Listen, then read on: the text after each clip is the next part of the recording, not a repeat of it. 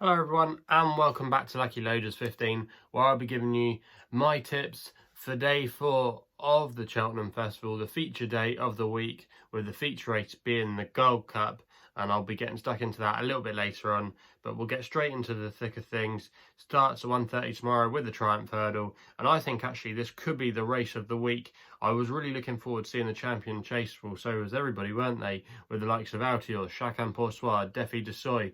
But in the end, it was a bit of an understatement for a race, even though Politlog did deserve that victory.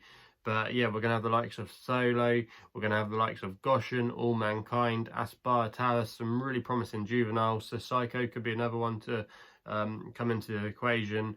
But the one that I'm going to play with here is going to be Solo, and he's going to be the only bet I recommend for the race. And if he is about 10 to 3, 7 to 2, 4 to 1, I would have an each way bet on him. I think he'll make the frame, but I just think the race could be set up perfectly for him tomorrow, because the way he won at Kempton last time out was really impressive. I don't think he beat much in behind him, but he couldn't have done much more.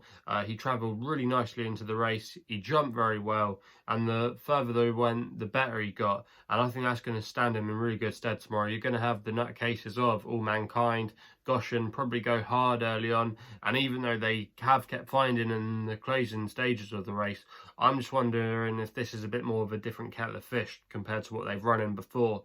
But Solo, I know through the grapevine, through my French connections, my French sources, that Solo was a horse that they really liked over in France. I can't remember who he was with. I think it was Guillaume Macaire. He really didn't want to let this horse go. The form of his French races has worked out well. He finished second behind a horse called Stratagem, who was brought by David Maxwell. That horse didn't win on debut, but I believe has won again, has gone on to win since.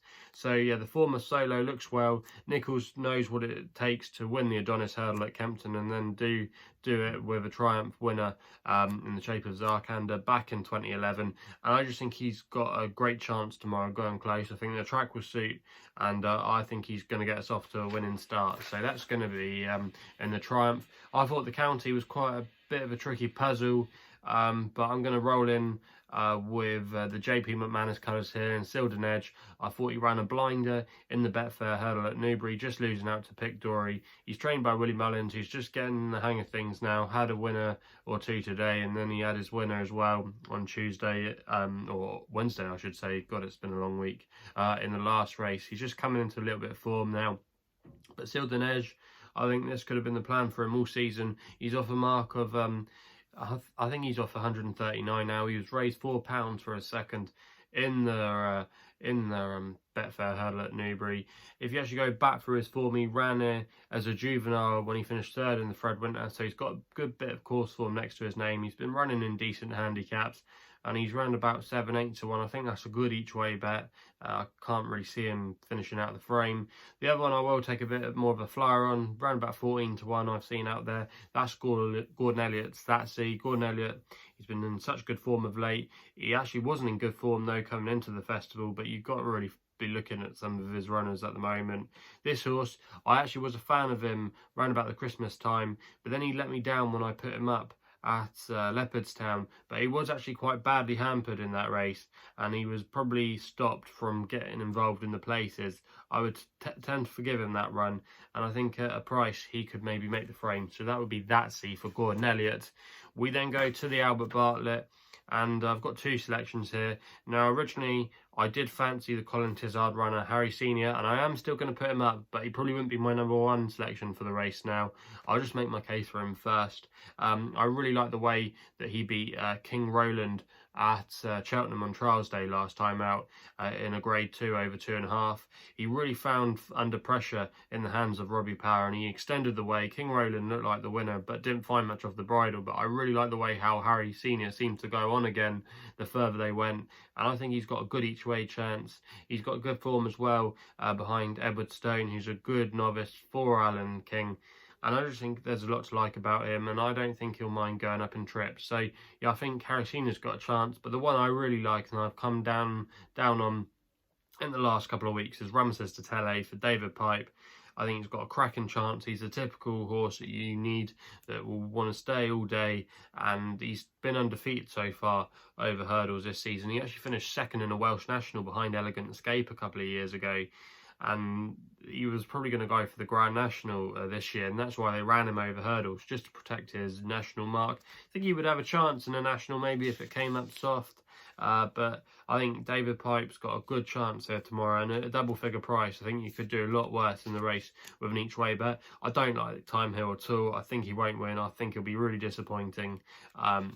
I haven't been impressed with his jumping. Don't think his form with Champagne Well, even though Champagne Well has run well, I don't think the way he's won is good enough to win this. I really would be against him. The one that I'd probably be scared of the most is latest exhibition, but I just maybe question his Cheltenham form. But yeah, for me, I would just like to take some on at some bigger prices, because horses that normally dominate the market in this race don't have a good record.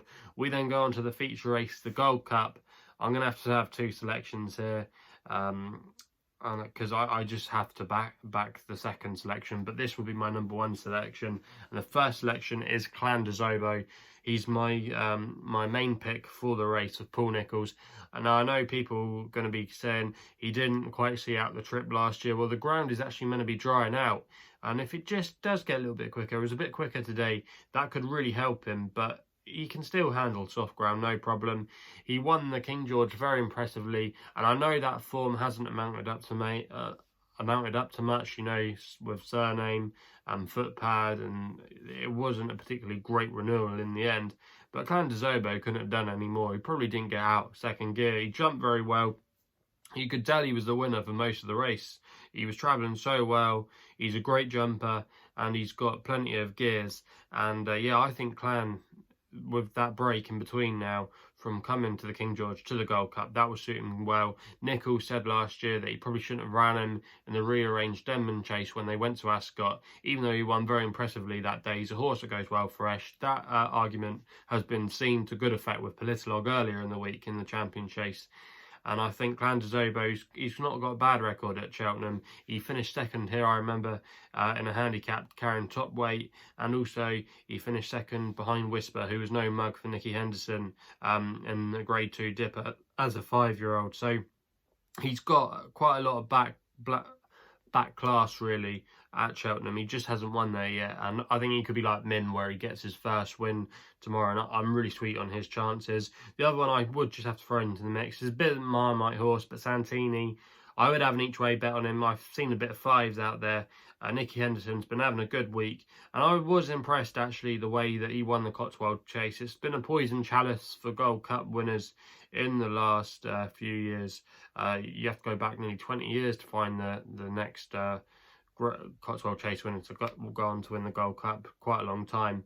But Santini, I think he got a lot of stick after he beat Now McGinty, and even though Now McGinty didn't live up to much in the form in the Welsh National, Santini, he's probably just a horse that's taken a little while to get going.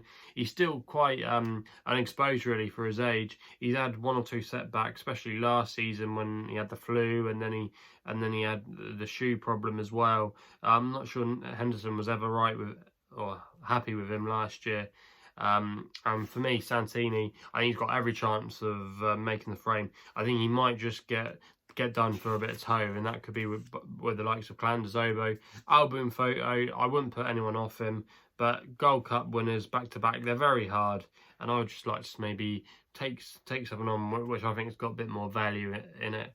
But yeah, Album Photo's got every chance of following up again after having the same prep as last year. We then go to the Foxhunters. I'm going to put two up here. Shantou Flyers, one of my favourite all-time horses over the last few years since I've gotten into racing. Trained by Rose Loxton, and he was previously with Richard Hobson when he finished second in the Ultima a couple of years ago, when he probably would have won if he jumped slightly better that day. And then he finished second in this last year in the first time colours for David Maxwell. I think he should have won again that day, to be honest with you. I don't think Maxwell gave him the best ride. I think Maxwell has actually improved this season. I think he's been a bit better as a jockey. He's been having a few more winners.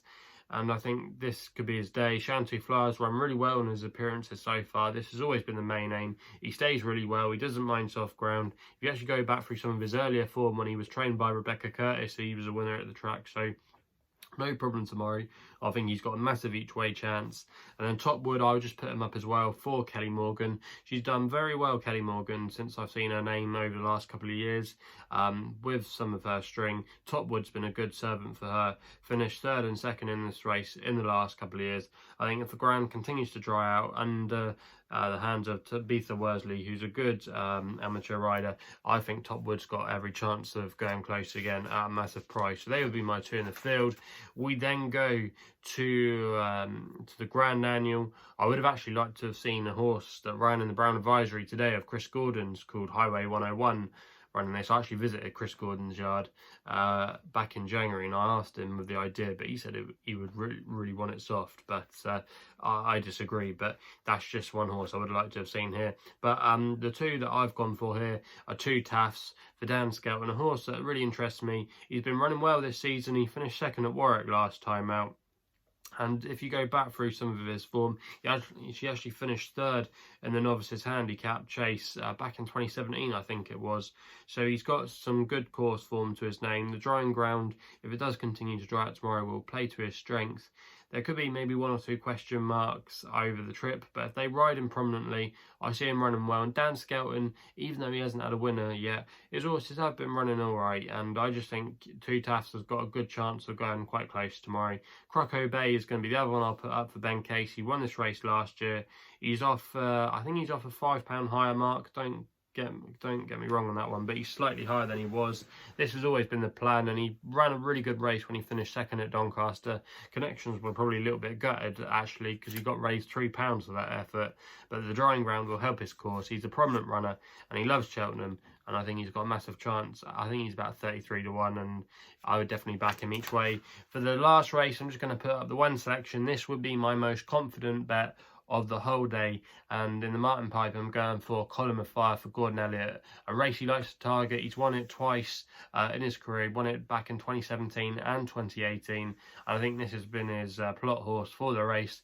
Finished 3rd in a decent handicap at Leopardstown last time we saw him at the Dublin Racing Festival, and that form's been boosted by 2 Est Permis of Noel Meads, finishing 3rd in the Potom's today. And Owen Walsh is booked for the ride, who's a really impressive rider.